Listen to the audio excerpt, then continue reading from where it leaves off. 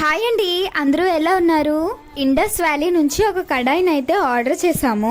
Parcel open చేస్తుంటే మా పిల్లలు అయితే చాలా ఆతృతతో చూస్తున్నారు. పార్సల్లో వాళ్ళ బొమ్మలు ఏవైనా ఉంటాయేమోనని చూస్తున్నారు.